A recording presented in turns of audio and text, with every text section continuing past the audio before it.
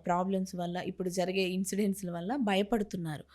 అంటే ఒక స్త్రీ ఇంకొక మగవాడితో అక్రమ సంబంధాలు పెట్టుకొని భర్తను చంపేంత దిగజారిపోతున్నారు. దానివల్ల మగవారు భయపడుతున్నారు. అసలెందుకు ఇట్లా తయారైతున్నారు స్త్రీలు? ఇప్పుడు జరుగుతున్న ఆహ్, అంటే మార్పులలో అంటే సమాజంలో జరుగుతున్న రకరకాల సంఘటనలు చూస్తే మనకి ఇదొక అబ్జర్వేషన్ లాగా ఉంది.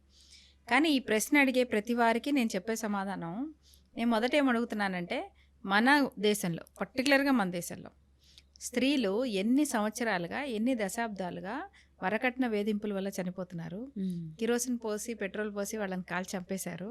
కడుపుతో ఉన్న వాళ్ళని కూడా అంటే ఆడపిల్లల్నే కంటోందని చెప్పేసి చంపేసిన వాళ్ళున్నారు. బయటికి పంపించేసిన వాళ్ళున్నారు. అలాగే కొన్ని తరాల పాటు మనం కూడా చూసాము.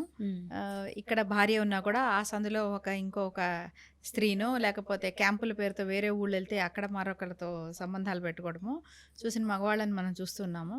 మనం ఎదిగే క్రమంలో అసలు మన అక్కల్లోనో, మన కజిన్ సిస్టర్స్‌లోనో లేకపోతే మన ఫ్రెండ్ సర్కిల్‌లోనో కనీసం ఒక్కటైనా మనం వరకట్న వేధింపులను చూసే ఉంటాం. అవును మేడం.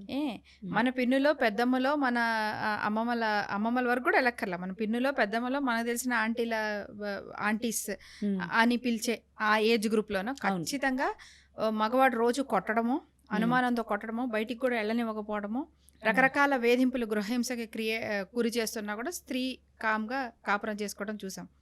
మరి ఇవన్నీ ఇన్ని దశాబ్దాలుగా అయినాయి కదా, మరి ఆడాళ్ళు పెళ్లి చేసుకోవడం మానేలేదేంటి? అవును.